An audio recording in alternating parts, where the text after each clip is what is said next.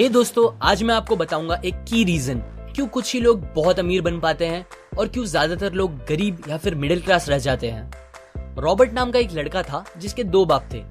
अब आप कुछ गलत मत समझिए, पहला उसका खुद का था पर दूसरा उसके दोस्त का बाप था जिसे वो अपना मुंह बोला बाप मानता था। पहले वाले ने पीएचडी की थी पर दूसरे ने कभी 8th भी पास नहीं की थी।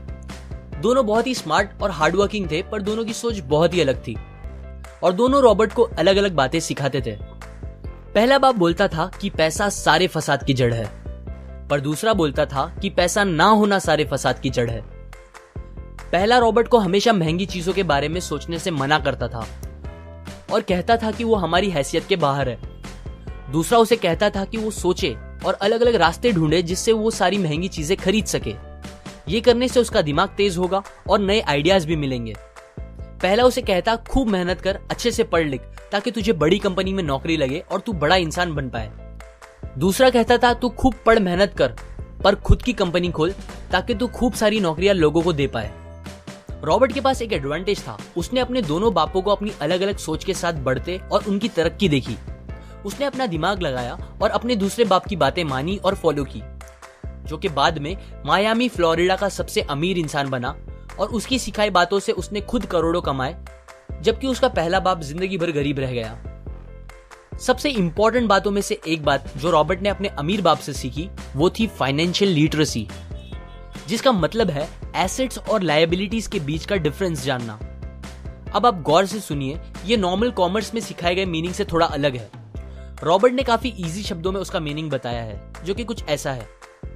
एसेट्स कोई भी वो चीज होती है जो आपको पैसे बना के दे या फिर आपके जेब में पैसे डाले, और लायबिलिटीज वो चीजें होती है जो आपके जेब से पैसे ले ले या आपके पैसे खत्म करे। अमीर लोग इसीलिए अमीर होते हैं बिकॉज वो अपने एसेट्स बनाते हैं, जबकि मिडिल क्लास लोग बस लायबिलिटीज पे खर्च करते हैं। मिसाल के तौर पर रमेश और सुरेश नाम के दो दोस्त थे। दोनों सेम पोजीशन और सेम सैलरी पे काम करते थे। जब भी उन्हें सैलरी मिलती, रमेश अपनी सैलरी से नए कपड़े, नए गैजेट्स, नया फोन, बाइक या कार ऐसी चीजें खरीदता था जो उसे अमीर जैसा फील कराती थी।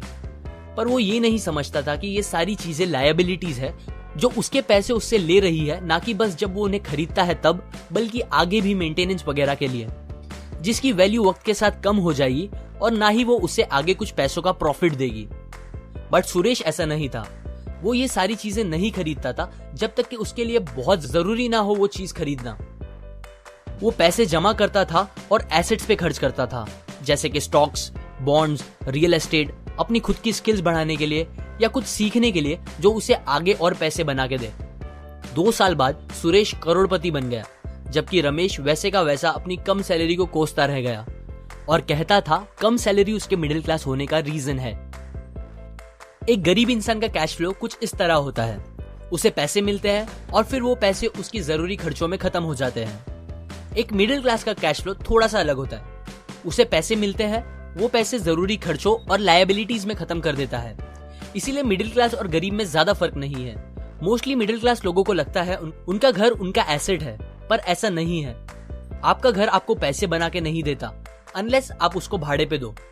जबकि अमीर लोगों का कैश फ्लो ऐसा होता है, उन्हें पैसे मिलते हैं, वो उस पैसों से अपने एसेट्स बनाते हैं पहले और फिर उससे बने पैसों से खर्चा करते हैं। इसीलिए वो अमीर होते जाते हैं क्योंकि उनके इनकम के सोर्स बढ़ते जाते हैं। अगर आपको अमीर बनना है तो ये बात याद रखिए अच्छे से। इस बात से फर्क नहीं पड़ता कि आप कितना कमा रहे हैं, बल्कि आप उन पैसों को कैसे और कहां खर्च कर रहे हैं, ये इंपॉर्टेंट है। आपको कंज्यूमर की सोच से बाहर आकर इन्वेस्टर की सोच अपनानी पड़ेगी। लोग कंप्लेन करते हैं उनकी खराब कंडीशन का रीजन उनकी कम सैलरी है और सैलरी बढ़ेगी तो वो आराम से रहेंगे। पर प्रॉब्लम ये है कि इनकम बढ़ने के बाद लोगों के खर्चे ज्यादा बढ़ जाते हैं, क्योंकि ज्यादा पैसे ज्यादा अच्छी चीजें खरीदने पे मजबूर करता है, जैसे कि एक बेहतर फोन, कार, घर, जो कि सब फिर से बस लायबिलिटीज है जो आपको कभी अमीर बनने नहीं देगी। ये बातें मैंने रॉबर्ट कियोसाकी की book rich dad poor dad से पढ़ी है, जो वो पहली बुक थी जिसने मेरी सोच चेंज की और बेहतर बनाई।